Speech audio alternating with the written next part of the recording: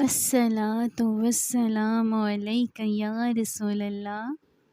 الصلاۃ والسلام علیک یا حبیب اللہ، بسم اللہ الرحمن الرحیم،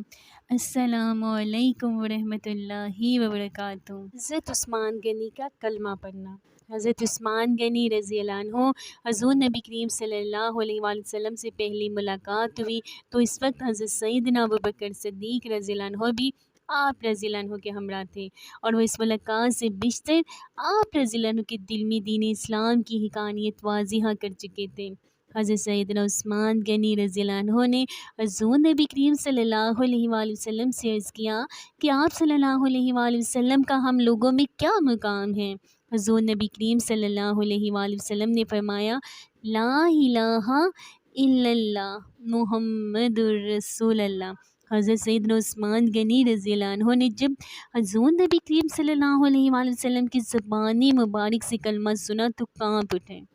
پھر حضور نبی کریم صلی اللہ علیہ وآلہ وسلم نے سورۃ الذاریات کی آیات ذیل کی تلاوت فرمائی،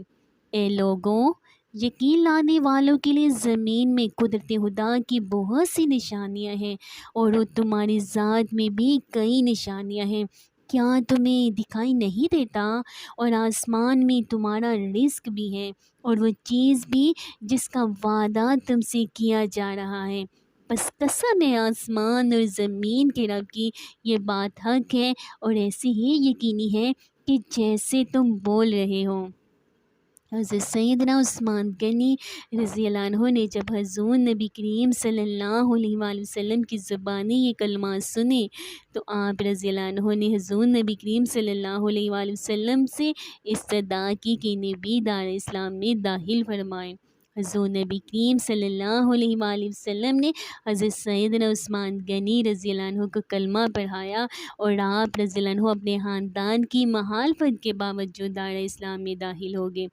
دین اسلام قبول کرنے کے بعد آپ رضی اللہ عنہ کے تعلقات حضور نبی کریم صلی اللہ علیہ وآلہ وسلم کے ساتھ مزید گہرے ہو گئے، اور آپ رضی اللہ عنہ کو حضور نبی کریم صلی اللہ علیہ وآلہ وسلم کے داماد ہونے کا بھی شرف حاصل ہوا۔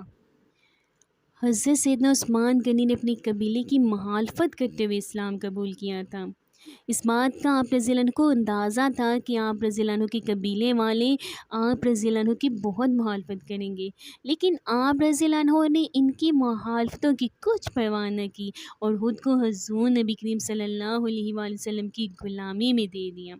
وہ غلامی جس پر آپ رضی اللہ عنہ تادم شہادت فخر کیا کرتے تھے۔ حضرت سیدنا عثمان غنی کے خاندان والوں بالخصوص آپ رضی اللہ عنہ کے چچا حکم بن العاص نے آپ رضی اللہ عنہ کو تشدد کا نشانہ بنایا اور ایک کمرے میں بھی بند کر دیا، اور کہا میں تمہیں اس وقت تک آزاد نہ کروں گا جب تک تم دین اسلام کو نہیں چھوڑ دیتے۔ اس دوران آپ رضی اللہ عنہ کو رسیوں میں جکڑ کر بھی مارا جاتا، آگ جلا کر دھواں دیا جاتا، مگر آپ رضی اللہ عنہ دین اسلام پر قائم رہے۔ جب حکم بن العاص نے دیکھا کہ اس کا بھتیجا کسی بھی طرح اسلام چھوڑنے پر راضی نہیں تو اس نے آپ رضی اللہ عنہ کو آزاد کر دیا۔ حضرت عثمان غنی اسلام قبول کرنے سے پہلے مکہ میں لوگوں کی فلاح و بہبود کے کاموں کی وجہ سے ایک نمایاں مقام کے حامل تھے، اور آج ان کی اذیتوں کو برداشت کر رہے تھے، کیا اسلام قبول کرنے کی وجہ سے۔ حضرت سیدنا عثمان غنی رضی اللہ عنہ کے خاندان بنو امیہ نے آپ رضی اللہ عنہ سے قطعی تعلقی اختیار کر لی۔ آپ رضی اللہ عنہ نے ان تمام باتوں کے باوجود خلوص نیت سے حضور نبی کریم صلی اللہ علیہ وآلہ وسلم کا ساتھ دیا اور اپنے جان و مال سے دین اسلام کی مدد بھی کی۔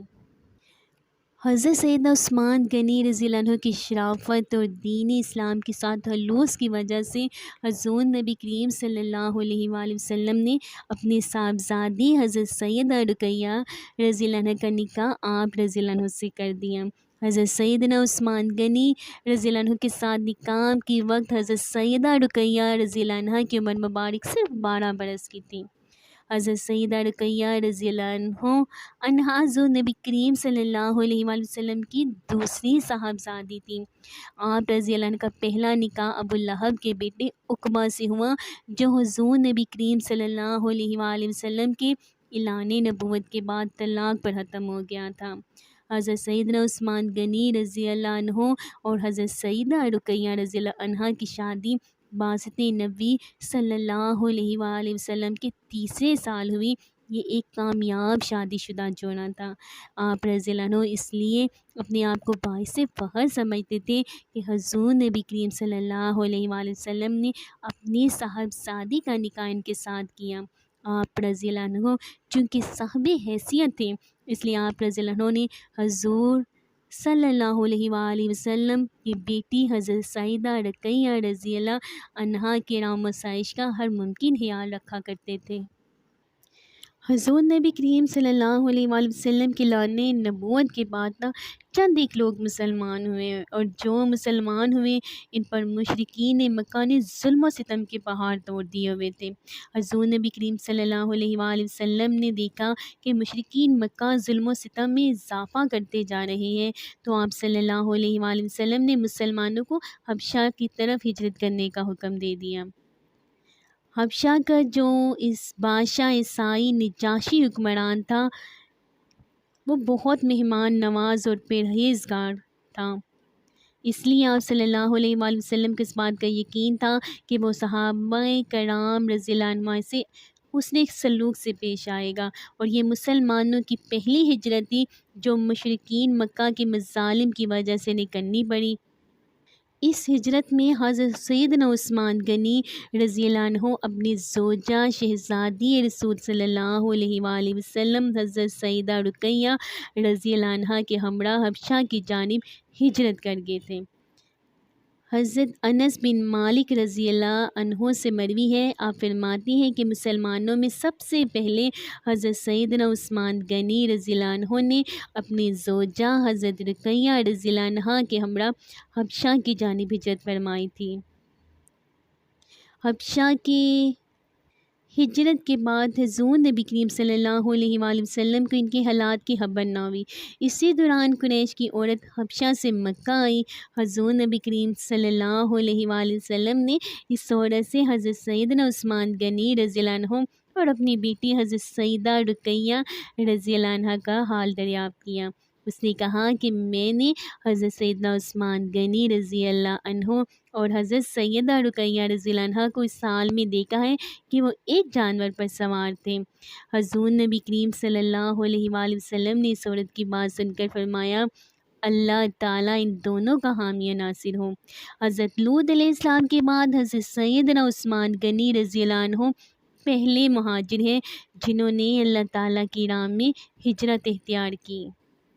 حضرت سیدنا عثمان غنی رضی اللہ عنہ ہجرت کرنے والے پہلے قافلے کے سربراہ تھے۔ آپ رضی اللہ عنہ نے حبشہ میں بھی تجارت کا پیشہ اختیار کیا۔ اس دوران آپ رضی اللہ عنہ کو خبر ملی کہ قریش نے اسلام قبول کر لیا ہے، جس کی وجہ سے آپ رضی اللہ عنہ مکہ مکرمہ واپس آ گئے، مگر جب معلوم ہوا کہ یہ خبر جھوٹی ہے تو دوبارہ حبشہ کی جانب پھر ہجرت کر گئے۔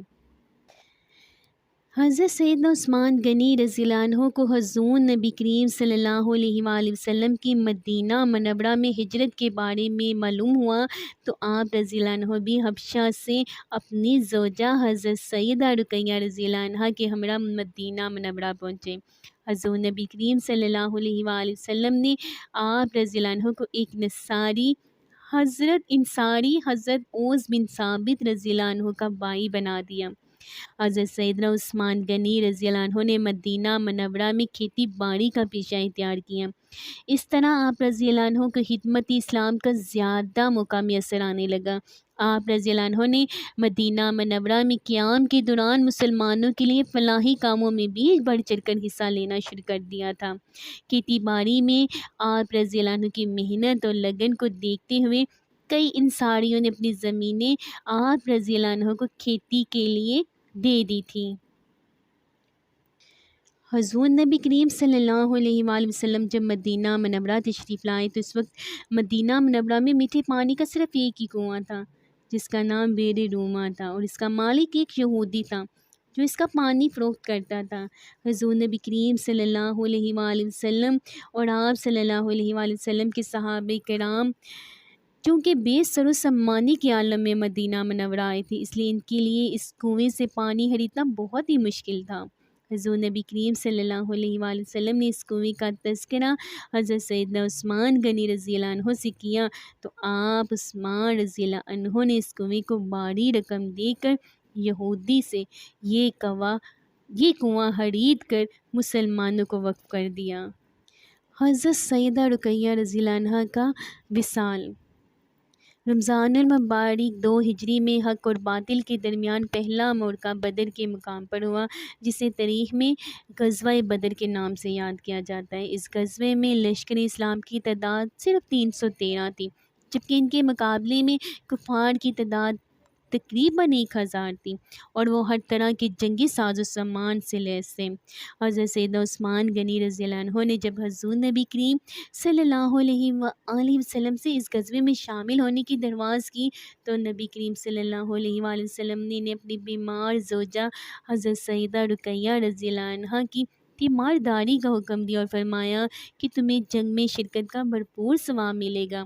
چنانچہ آپ رضی اللہ عنہ غزوہ بدر میں شامل نہ ہو سکے، اور آپ رضی اللہ عنہ کی زوجہ اور دختر رسول صلی اللہ علیہ وآلہ وسلم حضرت سیدہ رقیہ رضی اللہ عنہ وصال فرما گئی۔ حضور نبی کریم صلی اللہ علیہ وآلہ وسلم نے غزوہ بدر میں کامیابی کے بعد جب مالی غنیمت تقسیم کیا تو اس مالی غنیمت میں سے حضرت سیدنا عثمان غنی رضی اللہ عنہ کو بھی حصہ دیا، جس بات کی گواہی تھی کہ آپ رضی اللہ عنہ کو اصحاب بدر کے برابر ثواب ملا تھا۔ روایات میں آتا ہے کہ حضرت سیدنا عثمان غنی رضی اللہ عنہ حضرت اسامہ بن زید رضی اللہ عنہ کے ہمراہ حضرت سیدہ رقیہ رضی اللہ عنہ کی تدفین میں مصروف تھے کہ حضرت زید بن حارثہ رضی اللہ عنہ غزوہ بدر میں فتح کا پیغام لے کر آئے تھے۔ حضور نبی کریم صلی اللہ علیہ وآلہ وسلم کو بھی اپنی نور نظر حضرت سیدہ رقیہ رضی اللہ عنہ کے وصال کی خبر ملی تو آپ صلی اللہ علیہ وآلہ وسلم بے حد غمگین ہوئے تھے۔ حضرت سیدنا عثمان غنی رضی اللہ عنہ حضرت سیدہ رقیہ کے وصال کے بعد حضور نبی کریم صلی اللہ علیہ وآلہ وسلم سے اپنے رشتے کے ختم ہونے پر انتہائی افسردہ تھے۔ حضرت سیدہ ام کلثوم رضی اللہ عنہا سے نکاح۔ حضرت عبداللہ بن عمر رضی اللہ عنہ سے مروی ہے، آپ فرماتے ہیں کہ جب میری بہن ام حفصہ رضی اللہ عنہ حضرت حنیس بن حذیفہ سہمی رضی اللہ عنہ کی وصال کے بعد بیوہ ہوئی تو والد بزرگوار حضرت سیدنا عثمان غنی رضی اللہ عنہ سے ملے اور ان سے کہا کہ اگر تم چاہو تو میں تمہارا نکاح حفصہ رضی اللہ عنہا سے کر دوں۔ حضرت سیدنا عثمان غنی رضی اللہ عنہ نے جواباً فرمایا کہ مجھے اس معاملے میں کچھ غور کرنے دو۔ کچھ دن گزرنے کے بعد آپ رضی اللہ عنہ نے حضرت سیدنا عثمان غنی رضی اللہ عنہ سے اس معاملے میں دریافت کیا تو انہوں نے انکار کر دیا۔ حضرت عبداللہ بن عمر رضی اللہ عنہ فرماتے ہیں کہ والد بزرگوار نے حضرت سیدنا عثمان غنی رضی اللہ عنہ کے اس انکار کے بعد حضرت سیدنا ابوبکر صدیق رضی اللہ عنہ سے اس معاملے میں بات کی اور انہوں نے کہا کہ اگر وہ چاہے تو میں ان کا نکاح اپنی بیٹی حفصہ رضی اللہ عنہا سے کرا دوں۔ حضرت سیدنا ابوبکر صدیق رضی اللہ عنہ اس بات کو سن کر خاموش ہو گئے۔ حضرت سیدنا عمر فاروق رضی اللہ عنہ بارگاہ رسالت صلی اللہ علیہ وآلہ وسلم میں حاضر ہوئے اور تمام ماجرا حضور نبی کریم صلی اللہ علیہ وآلہ وسلم کی گوشے گزار کرتے ہوئے حضرت سیدنا عثمان غنی رضی اللہ عنہ کی شکایت بھی کر دی۔ حضور نبی کریم صلی اللہ علیہ وآلہ وسلم نے فرمایا، حضرت عبداللہ بن عمر رضی اللہ عنہ فرماتے ہیں چنانچہ کچھ عرصے کے بعد میری بہن کا نکاح حضور نبی کریم صلی اللہ علیہ وآلہ وسلم سے ہو گیا اور حضرت سیدنا عثمان غنی رضی اللہ عنہ کا نکاح حضور نبی کریم صلی اللہ علیہ وآلہ وسلم کی دوسری صاحبزادی حضرت سیدہ ام کلثوم رضی اللہ عنہا سے ہوا۔ حضرت ابو ہریرہ رضی اللہ عنہ سے مروی ہے، اب فرماتے ہیں کہ حضور نبی کریم صلی اللہ علیہ وآلہ وسلم نے حضرت سیدنا عثمان غنی رضی اللہ عنہ کو حضرت سیدہ رقیہ رضی اللہ عنہا کے وصال کے بعد روتے ہوئے دیکھا تو رونے کی وجہ دریافت فرمائی۔ آپ رضی اللہ عنہ نے عرض کیا کہ میں اس لیے رو رہا ہوں کہ میرا آپ صلی اللہ علیہ وآلہ وسلم کے ساتھ جو تعلق تھا وہ منقطع ہو گیا ہے۔ اب بھی یہ گفتگو جاری تھی کہ حضرت جبرائیل علیہ السلام آئے اور حضور نبی کریم صلی اللہ علیہ وآلہ وسلم کی خدمت میں سلام پیش کیا، اور سلام عرض کرنے کے بعد اللہ تعالیٰ کا پیغام پہنچایا کہ آپ صلی اللہ علیہ وآلہ وسلم اپنی دوسری صاحبزادی حضرت سیدہ ام کلثوم رضی اللہ عنہا کا نکاح ان سے کر دیں، یعنی کہ حضرت عثمان غنی رضی اللہ عنہ سے کر دیں۔ چنانچہ حضور نبی کریم صلی اللہ علیہ وآلہ وسلم نے فرمان الہی کے مطابق حضرت سیدہ ام کلثوم رضی اللہ عنہ کا نکاح آپ رضی اللہ عنہ سے کر دیا، اور مہر حضرت سیدہ رقیہ رضی اللہ عنہ کے برابر ہی مقرر فرمایا۔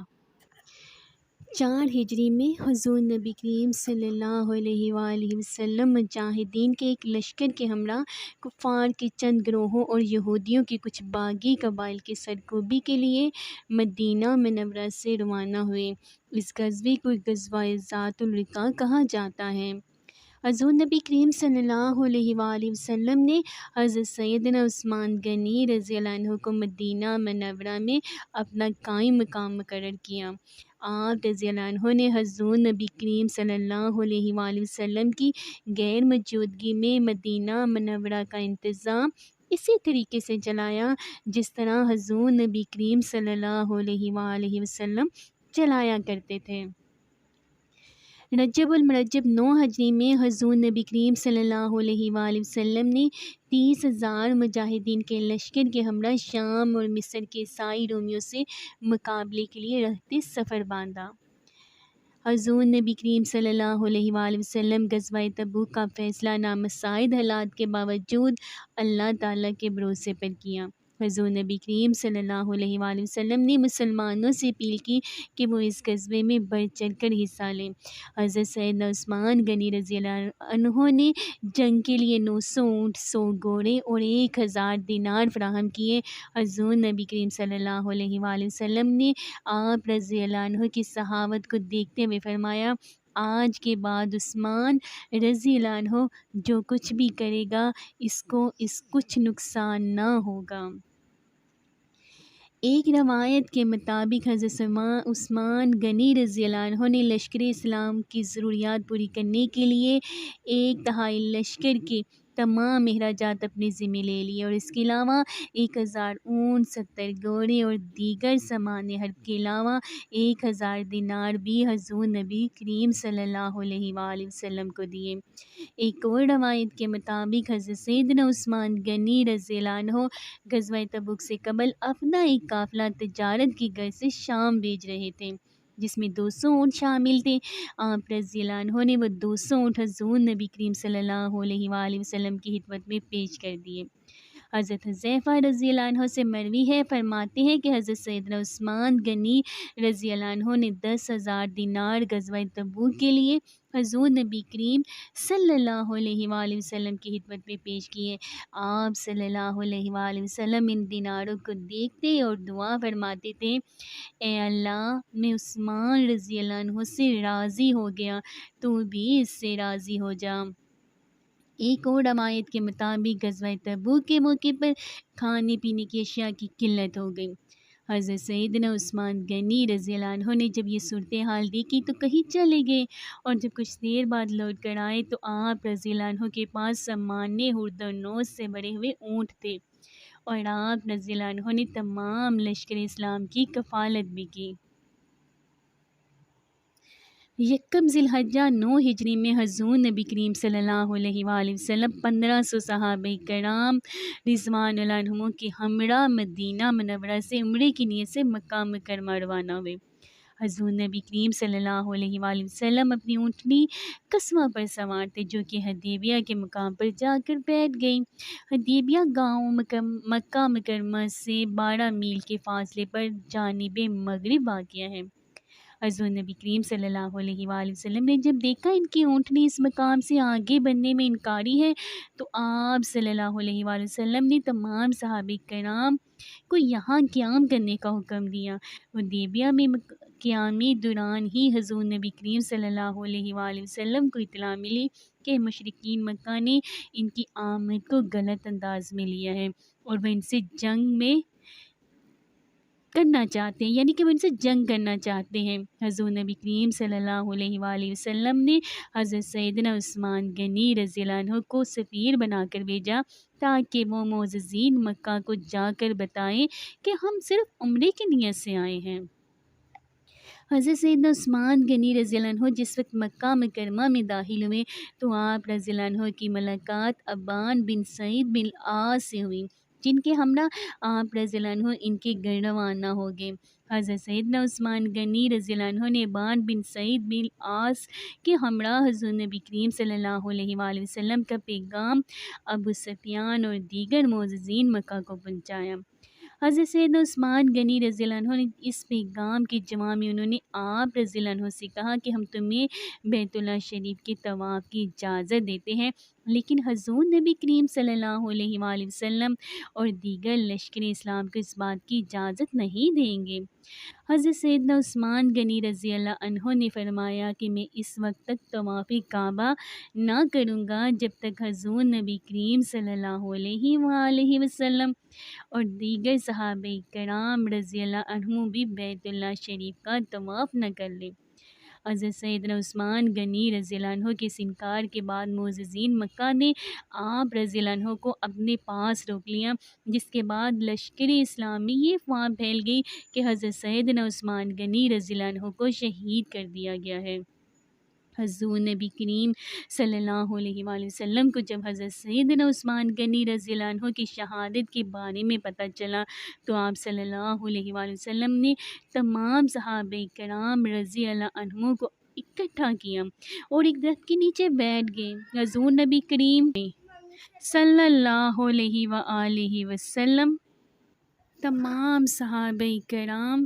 رضی اللہ عنہ سے اس بات پر بیعت کی کہ جب تک ہم حضرت سیدنا عثمان غنی رضی اللہ عنہ کی شہادت کا بدلہ نہیں لے لیتے تب تک ہم میدان جنگ سے راہ فرار اختیار نہ کریں گے، ہواں ہماری جانیں ہی کیوں نہ چلی جائیں۔ اس بیعت میں حضور نبی کریم صلی اللہ علیہ وآلہ وسلم نے اپنا بایاں ہاتھ حضرت سیدنا عثمان غنی رضی اللہ عنہ کی طرف سے بیعت کے لیے پیش کیا۔ صحابہ کرام رضی اللہ عنہ کی حضور نبی کریم صلی اللہ علیہ وآلہ وسلم کے دست حق پر اس بیعت کو بیعت رضوان کے نام سے یاد کیا جاتا ہے۔ اس موقع پر ارشاد باری تعالیٰ ہوا، اے پیغمبر، جو لوگ تم سے بیعت کر رہے تھے وہ حقیقت میں اللہ سے بیعت کر رہے تھے اور ان کا ہاتھ اللہ کے ہاتھ میں تھا، بس جس نے اس عہد کو توڑا اس نے عہد شکنی کی اور اس پر اس کا وبال عنقریب پڑے گا، اور جس نے اس عہد کو پورا کیا اس نے اللہ کے ساتھ کیا گیا وعدہ پورا کیا، بس اللہ عنقریب اس کو اجر عظیم عطا فرمائے گا۔ جب معززین مکہ کو اس بیعت کی خبر ہوئی تو وہ پریشان ہو گئے، انہوں نے حضرت سیدنا عثمان غنی رضی اللہ عنہ کو واپس بھیج دیا اور ساتھ ہی صلح کے لیے ایک وفد بھی حضور نبی کریم صلی اللہ علیہ وآلہ وسلم کی خدمت میں بھیج دیا، جس نے حضور نبی کریم صلی اللہ علیہ وآلہ وسلم کے ساتھ معاہدہ حدیبیہ کی شرائط طے کی، جس پر آپ رضی اللہ عنہ نے بھی دیگر اکابر صحابہ کرام رضی اللہ عنہ کی طرح دستخط کیے۔ روایات میں آتا ہے کہ حضرت سیدنا عثمان غنی رضی اللہ عنہ کو جب حضور نبی کریم صلی اللہ علیہ وآلہ وسلم نے بطور سفیر مکہ مکرمہ بھیجا تو کچھ صحابہ کرام نے کہا کہ عثمان رضی اللہ عنہ خوش نصیب ہیں، وہ بیت اللہ شریف کی زیارت کر لیں گے، جبکہ ہمیں معلوم نہیں کہ ہمیں یہ سعادت نصیب ہوتی ہے یا نہیں۔ حضور نبی کریم صلی اللہ علیہ وآلہ وسلم کو جب اپنے صحابہ کرام رضی اللہ عنہ کی بات کا علم ہوا تو آپ صلی اللہ علیہ وآلہ وسلم نے فرمایا، عثمان رضی اللہ عنہ ہرگز طواف نہیں کرے گا جب تک ہمیں مکہ میں داخل ہونے کی اجازت نہیں مل جائے گی۔ حضرت سیدنا عثمان غنی رضی اللہ عنہ کو کاتب وحی ہونے کا شرف بھی حاصل ہے، اور اس زمن میں ام المومنین حضرت سیدہ عائشہ صدیقہ رضی اللہ عنہا سے مروی ہے، آپ فرماتی ہے کہ حضور نبی کریم صلی اللہ علیہ وآلہ وسلم اپنا زانو مبارک حضرت سیدنا عثمان غنی رضی اللہ عنہ پر سہارا دیے ہوئے تھے، اور میں آپ صلی اللہ علیہ وآلہ وسلم کی پیشانی پر موجود پسینے کے قطروں کو صاف دیکھ رہی تھی، جس سے ظاہر ہوتا تھا کہ آپ صلی اللہ علیہ وآلہ وسلم پر وحی نازل ہو رہی ہے۔ کچھ دیر بعد حضور نبی کریم صلی اللہ علیہ وآلہ وسلم نے حضرت سیدنا عثمان غنی رضی اللہ عنہ کو مخاطب کیا اور فرمایا، عثمان رضی اللہ عنہ لکھو، اللہ کی قسم اللہ تعالیٰ نے اپنے نبی کی امت میں یہ منصب باعزت لوگوں کو ہی عطا کیا ہے، یعنی کہ یہ منصب باعزت لوگوں کو ہی عطا کیا ہے۔ حضرت جعفر بن محمد رضی اللہ عنہ سے منقول ہے، فرماتے ہیں کہ حضور نبی کریم صلی اللہ علیہ وآلہ وسلم جب مجلس میں تشریف فرما ہوتے تو حضرت سیدنا ابوبکر صدیق رضی اللہ عنہ حضور نبی کریم صلی اللہ علیہ وآلہ وسلم کی دائیں جانب، جبکہ حضرت سیدنا عمر فاروق رضی اللہ عنہ بائیں جانب اور حضرت سیدنا عثمان غنی رضی اللہ عنہ حضور نبی کریم صلی اللہ علیہ وآلہ وسلم کے سامنے تشریف فرما ہوتے تھے، اور حضرت سیدنا عثمان غنی رضی اللہ عنہ حضور نبی کریم صلی اللہ علیہ وآلہ وسلم کے کاتب اسرار تھے۔ حضرت سیدنا علی المرتضیٰ کی زرع۔ جس وقت حضرت سیدنا علی المرتضیٰ رضی اللہ عنہ کی شادی حضرت فاطمہ الزہرا رضی اللہ عنہا سے ہوئی، اس وقت حضرت سیدنا علی المرتضیٰ رضی اللہ عنہ کی مالی حالت بہتر نہ تھی۔ حضور نبی کریم صلی اللہ علیہ وآلہ وسلم نے حضرت سیدنا علی المرتضیٰ رضی اللہ عنہ کو حکم دیا کہ وہ اپنے زرع بیچ کر ولیمے کا انتظام کریں۔ حضرت سیدنا علی المرتضیٰ رضی اللہ عنہ نے اپنی زرع لی اور مدینہ منورہ کے بازار چلے گئے۔ آپ رضی اللہ عنہ نے اپنی زرع لے کر بازار میں کھڑے تھے کہ حضرت سیدنا عثمان غنی رضی اللہ عنہ کا گزر وہاں سے ہوا۔ حضرت سیدنا عثمان غنی رضی اللہ عنہ نے حضرت سیدنا علی المرتضیٰ رضی اللہ عنہ سے یوں کھڑے ہونے کی وجہ دریافت کی، تو حضرت سیدنا علی المرتضیٰ رضی اللہ عنہ نے بتایا وہ یہاں اپنی زرع فروخت کرنے کے لیے کھڑے ہیں۔ چنانچہ آپ رضی اللہ عنہ نے وہ زرع 400 درہم میں خرید لی، اور پھر وہ زرع حضرت سیدنا علی المرتضیٰ رضی اللہ عنہ کو تحفتاً دے دی۔ حضرت سیدنا علی المرتضیٰ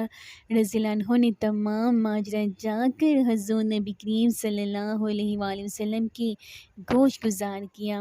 حضور نبی کریم صلی اللہ علیہ وآلہ وسلم نے حضرت سیدنا عثمان غنی رضی اللہ عنہ کا یہ اثار دیکھ کر آپ رضی اللہ عنہ کے حق میں دعائیں خیر فرمائی۔ حضرت ابو مسعود رضی اللہ عنہ سے روایت ہے، فرماتے ہیں کہ ایک غزوہ میں ہم حضور نبی کریم صلی اللہ علیہ وآلہ وسلم کے ہمراہ تھے۔ لوگوں کو بھوک کی سختی لگی، یہاں تک کہ سارے غم ہم ایک دوسرے کے چہروں پر دیکھ رہے تھے۔ منافقین کے چہرے اس وقت خوشیوں سے دمک رہے تھے۔ حضور نبی کریم صلی اللہ علیہ وآلہ وسلم نے یہ دیکھا تو فرمایا،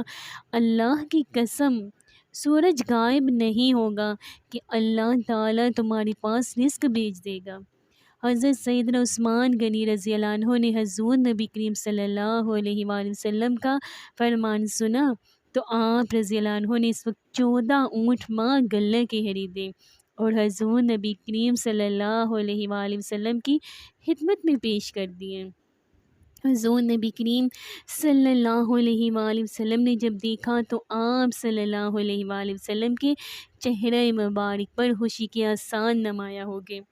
حضور نبی کریم صلی اللہ علیہ وآلہ وسلم کے چہرے پر خوشی کے آثار دیکھ کر منافقین کے چہروں پر غم کے آثار نمایاں ہو گئے۔ حضور نبی کریم صلی اللہ علیہ وآلہ وسلم نے اپنے دونوں ہاتھ بلند کیے، یہاں تک کہ آپ صلی اللہ علیہ وآلہ وسلم کی بغلوں کی سفیدی دکھائی دینے لگی، اور آپ صلی اللہ علیہ وآلہ وسلم نے حضرت سیدنا عثمان غنی رضی اللہ عنہ کے حق میں دعا فرمائی۔ حضرت ابو ہریرہ رضی اللہ عنہ سے مروی ہے، فرماتے ہیں کہ میں حضور نبی کریم صلی اللہ علیہ وآلہ وسلم کی صاحبزادی حضرت سیدہ رقیہ رضی اللہ عنہ کے پاس گیا ان کے ہاتھ میں اس وقت کنگھی تھی۔ حضرت سیدہ رقیہ رضی اللہ عنہا نے مجھ سے فرمایا،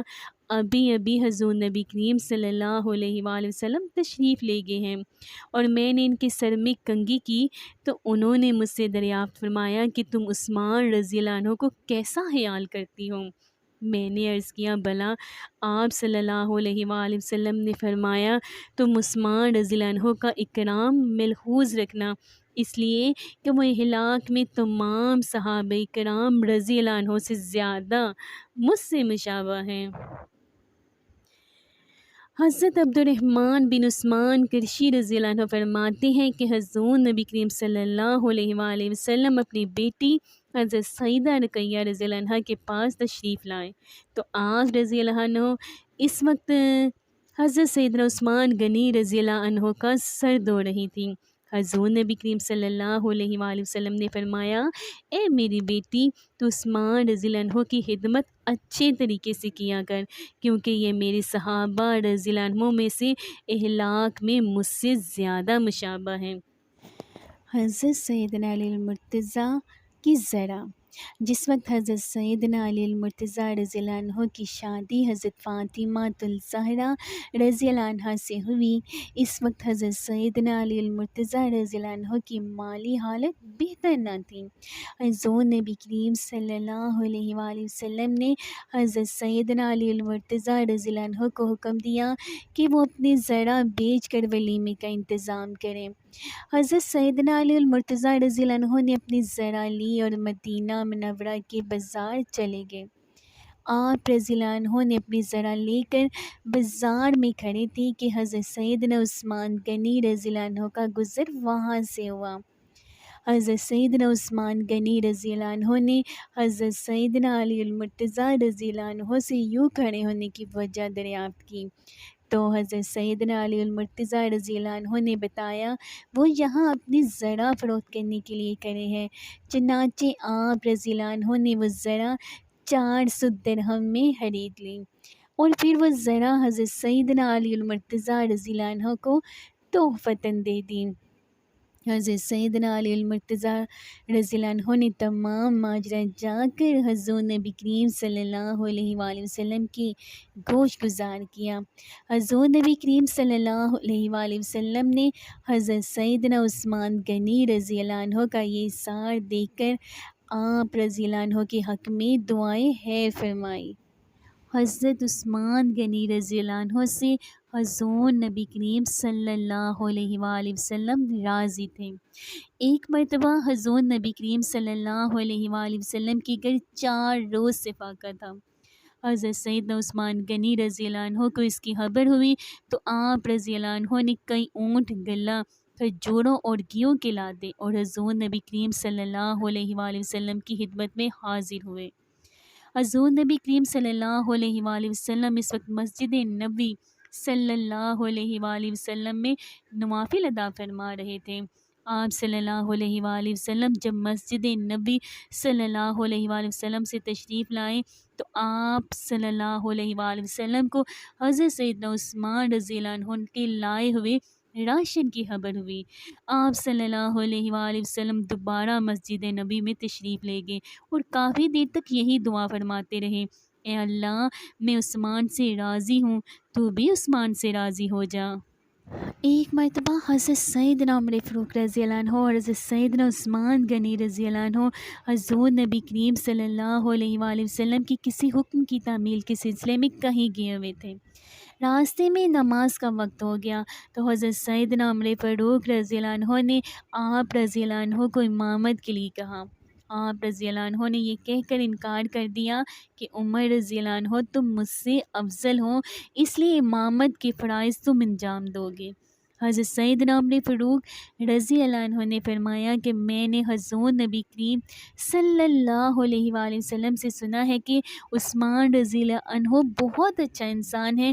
وہ میرا داماد ہے، اللہ نے میرے نور کو اس کے ساتھ جمع فرمایا ہے۔ حضرت سیدنا عثمان غنی رضی اللہ عنہ نے حضرت سیدنا عمر فاروق رضی اللہ عنہ کی بات سننے کے بعد پھر بھی امامت سے انکار کر دیا تو حضرت سیدنا عمر فاروق رضی اللہ عنہ نے فرمایا کہ میں نے حضور نبی کریم صلی اللہ علیہ وآلہ وسلم کے اس فرمان کو کیسے بھول سکتا ہوں کہ عثمان رضی اللہ عنہ جامع قرآن اور حبیب الرحمن ہیں۔ حضور نبی کریم صلی اللہ علیہ وآلہ وسلم نے فرمایا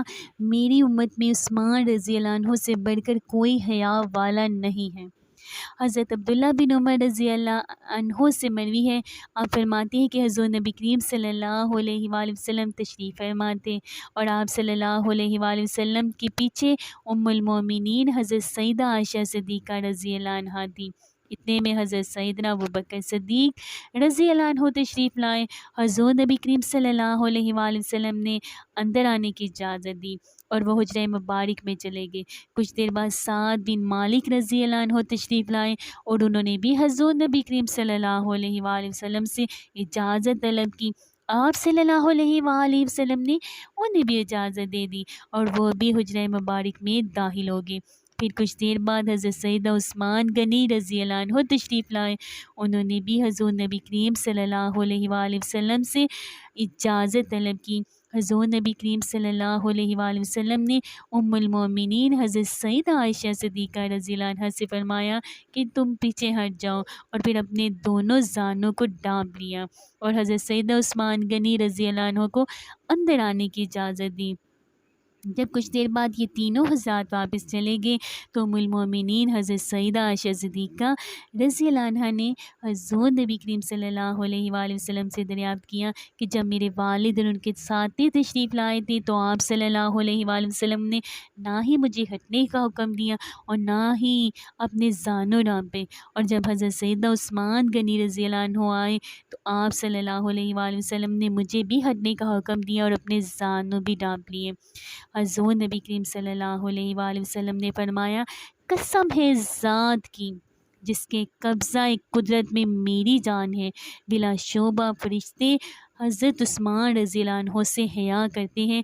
جیسا کہ اللہ تعالیٰ اور اس کا رسول صلی اللہ علیہ وآلہ وسلم کرتے ہیں، اور اگر عثمان رضی اللہ عنہ آ جاتے اور تم میرے قریب ہوتی تو وہ مجھ سے بات نہیں کر سکتے تھے۔ حضرت حسن بصری رضی اللہ عنہ سے مروی ہے، آپ فرماتے ہیں کہ حضرت سیدنا ابوبکر صدیق رضی اللہ عنہ جب بہت زیادہ بیمار ہو گئے تو آپ رضی اللہ عنہ نے ارشاد فرمایا میں اختیار دیتا ہوں کہ تم اپنے لیے خلیفہ چن لو۔ لوگوں نے عرض کیا ہمیں اللہ اور اس کے رسول اللہ صلی اللہ علیہ وآلہ وسلم کے خلیفہ کی رائے پر اعتراض نہیں۔ آپ رضی اللہ عنہ نے قدرے خاموش رہنے کے بعد فرمایا میرے نزدیک عمر رضی اللہ عنہ سے بہتر کوئی نہیں۔ پھر حضرت سیدنا ابوبکر صدیق رضی اللہ عنہ نے حضرت عبد الرحمن بن عوف رضی اللہ عنہ سے حضرت سیدنا عمر فاروق رضی اللہ عنہ کے بارے میں دریافت فرمایا تو حضرت عبد الرحمن بن عوف نے عرض کیا کہ آپ رضی اللہ عنہ مجھ سے بہتر عمر رضی اللہ عنہ کو جانتے ہیں۔ حضرت سیدنا ابوبکر صدیق نے حضرت سیدنا عثمان غنی سے حضرت سیدنا عمر فاروق رضی اللہ عنہ کے بارے میں دریافت کیا تو آپ رضی اللہ عنہ نے عرض کیا جتنی میری معلومات ہیں عمر رضی اللہ عنہ کا باطن اس کے ظاہر سے زیادہ بہتر ہے اور ہم میں اس وقت ان جیسا کوئی نہیں۔ اس کے بعد حضرت سیدنا ابوبکر صدیق رضی اللہ عنہ نے دیگر احباب سے مشورہ کیا اور حضرت سیدنا عمر فاروق رضی اللہ عنہ کو خلافت کے لیے نامزد کر دیا اور حضرت سیدنا عثمان غنی رضی اللہ عنہ کو حکم دیا کہ تم تحریر کرو۔ ابوبکر رضی اللہ عنہ بن ابو قحافہ رضی اللہ عنہ نے عمر ابن خطاب رضی اللہ عنہ کو خلیفہ نامزد کیا ہے۔ ایک دن حضرت جبرائیل علیہ السلام ایک طباق لے کر آئے جو جنت کے سیبوں سے لبریز تھا۔ حضرت جبرائیل علیہ السلام نے طباق حضور نبی کریم صلی اللہ علیہ وآلہ وسلم کے سامنے رکھ کر عرض کیا یا رسول اللہ صلی اللہ علیہ وآلہ وسلم، آپ صلی اللہ علیہ وآلہ وسلم اس میں سے اس شخص کو عنایت کیجئے جو آپ صلی اللہ علیہ وآلہ وسلم کو بہت پیارا ہو۔ یہ طباق ایک نورانی ہمان پوش سے ڈھکا ہوا تھا۔ حضور نبی کریم صلی اللہ علیہ وآلہ وسلم نے اپنا ہاتھ اس طباق میں داخل کر کے ایک سیب نکالا۔ دیکھتے کیا ہے کہ اس کی ایک جانب لکھا ہوا تھا یہ خدا کا تحفہ ہے ابوبکر صدیق رضی اللہ عنہ کے لیے، اور اس کی دوسری جانب یہ عبارت لکھی ہوئی تھی ابوبکر صدیق رضی اللہ عنہ سے بغض رکھنے والا بے دین ہے۔ پھر حضور نبی کریم صلی اللہ علیہ وآلہ وسلم نے دوسرا سیب اٹھایا، اس کے ایک طرف تو یہ لکھا تھا کہ یہ خدائے وہاب کا تحفہ ہے عمر رضی اللہ عنہ بن خطاب کے لیے، اور دوسری جانب یہ لکھا تھا کہ عمر بن خطاب کا دشمن جہنمی ہے۔ پھر حضور نبی کریم صلی اللہ علیہ وآلہ وسلم نے تیسرا سیب اٹھایا، جس کی ایک جانب یہ لکھا تھا یہ خدائے منان و حنان کا تحفہ ہے عثمان رضی اللہ عنہ بن عفان کے لیے، اور دوسری طرف یہ بھی لکھا تھا عثمان رضی اللہ عنہ کا دشمن رحمان کا دشمن ہے۔ پھر حضور نبی کریم صلی اللہ علیہ وآلہ وسلم نے طباق میں سے چوتھا سیب اٹھایا، جس کی ایک جانب لکھا تھا یہ خدائے غالب کا تحفہ ہے علی رضی اللہ عنہ بن ابی طالب کے لیے، اور دوسری جانب لکھا تھا علی رضی اللہ عنہ کا دشمن خدا کا دوست نہیں۔ حضور نبی کریم صلی اللہ علیہ وآلہ وسلم نے ان عبارات کو پڑھ کر اللہ تعالیٰ کی بے حد حمد و ثنا بیان فرمائی۔ حضرت سیدنا عمر فاروق رضی اللہ عنہ کے دور خلافت میں مدینہ منورہ میں قحط پڑ گیا۔ اتفاق سے ان دنوں حضرت سیدنا عثمان غنی رضی اللہ عنہ نے کئی سو اونٹ گلے کی تجارت کی غرض سے منگوائے۔ حضرت سیدنا عمر فاروق رضی اللہ عنہ کو معلوم ہوا تو انہوں نے آپ رضی اللہ عنہ سے فرمایا کہ وہ گلے کے اونٹ انہیں فروخت کر دیں۔ حضرت سیدنا عثمان غنی رضی اللہ عنہ نے حضرت سیدنا عمر فاروق رضی اللہ عنہ کو انکار کر دیا، جس سے حضرت سیدنا عمر فاروق رضی اللہ عنہ کو بہت افسوس ہوا۔ آپ رضی اللہ عنہ نے گلے کے تمام اونٹ اہل مدینہ میں تقسیم کر دیے۔ حضرت سیدنا عمر فاروق رضی اللہ عنہ کو خبر ہوئی تو انہوں نے آپ رضی اللہ عنہ سے پوچھا کہ تم نے مجھے کیوں نہ بیچے؟ حضرت سیدنا عثمان غنی رضی اللہ عنہ نے کہا کہ آپ رضی اللہ عنہ مجھے ان کی قیمت کم دے رہے تھے، جبکہ میں نے انہیں اپنے رب کے ہاتھوں زیادہ منافع پر فروخت کیا۔ حضرت سیدنا عمر فاروق رضی اللہ عنہ نے جب آپ رضی اللہ عنہ کا جواب سنا تو آپ رضی اللہ عنہ کی اس انفاق فی سبیل اللہ کے جذبے سے بے حد خوش ہوئے۔ جنت کی بشارت۔ حضرت سیدنا عثمان غنی رضی اللہ عنہ کا شمار عشرہ مبشرہ میں ہوتا ہے۔ عشرہ مبشرہ وہ 10 خوش نصیب صحابی رسول صلی اللہ علیہ وآلہ وسلم ہیں جنہیں حضور نبی کریم صلی اللہ علیہ وآلہ وسلم نے اپنی زندگی میں ہی جنت کی بشارت دی تھی۔ حضرت ابو موسیٰ اشعری رضی اللہ عنہ سے مروی ہے، آپ فرماتے ہیں کہ میں ایک مرتبہ حضور نبی کریم صلی اللہ علیہ وآلہ وسلم کے ہمراہ مدینہ منورہ کے ایک باغ میں موجود تھا اور اس باغ کا دروازہ بند تھا۔ اچانک دروازے پر دستک ہوئی تو حضور نبی کریم صلی اللہ علیہ وآلہ وسلم نے مجھ سے فرمایا اٹھو اور دروازہ کھولو اور آنے والے کو جنت کی خوشخبری دو۔ میں نے دروازہ کھولا تو حضرت سیدنا ابوبکر صدیق رضی اللہ عنہ تھے۔ میں نے حضرت سیدنا ابوبکر صدیق رضی اللہ عنہ کی جنت کی خوشخبری سنائی تو انہوں نے اللہ تعالیٰ کا شکر ادا کیا اور آپ رضی اللہ عنہ حضور نبی کریم صلی اللہ علیہ وآلہ وسلم کے پاس آ کر بیٹھ گئے۔ حضرت ابو موسیٰ اشعری رضی اللہ عنہ فرماتے ہیں کچھ دیر بعد دروازے پر دوبارہ دستک ہوئی تو حضور نبی کریم صلی اللہ علیہ وآلہ وسلم نے مجھ سے فرمایا کہ دروازہ کھولو اور آنے والے کو جنت کی خوشخبری دو۔ میں نے دروازہ کھولا تو حضرت سیدنا عمر فاروق رضی اللہ عنہ تھے۔ میں نے انہیں جنت کی خوشخبری دی اور انہوں نے بھی اللہ تعالیٰ کا شکر ادا کیا۔ پھر حضور نبی کریم صلی اللہ علیہ وآلہ وسلم کے پاس آ کر بیٹھ گئے۔ حضرت ابو موسیٰ اشعری رضی اللہ عنہ فرماتے کچھ دیر بعد دروازے پر ایک مرتبہ پھر دستک ہوئی۔ حضور نبی کریم صلی اللہ علیہ وآلہ وسلم نے مجھ سے فرمایا کہ جاؤ دروازہ کھولو اور آنے والے کو جنت کی خوشخبری دو اور کہو کہ عنقریب تم ایک آزمائش سے گزرنے والے ہو۔ حضرت ابو موسیٰ اشعری رضی اللہ عنہ فرماتی ہے میں نے اٹھ کر دروازہ کھولا تو حضرت سیدنا عثمان غنی رضی اللہ عنہ تھے۔ میں نے انہیں حضور نبی کریم صلی اللہ علیہ وآلہ وسلم کا فرمان مبارک سنایا تو انہوں نے اللہ تعالیٰ کا شکر ادا کیا اور کہا کہ اللہ تعالیٰ ہی بہترین مدد کرنے والا ہے۔ پھر آپ رضی اللہ عنہ اندر لائے اور حضور نبی کریم صلی اللہ علیہ وآلہ وسلم کے پاس تشریف فرما ہو گئے۔ اگر آپ کو میری ویڈیو اچھی لگے تو پلیز اس کو لائک کریں اور میرے چینل کو سبسکرائب کریں۔ ملتے ہیں پھر آپ کے ساتھ نیکسٹ ویڈیو میں، فی امان اللہ۔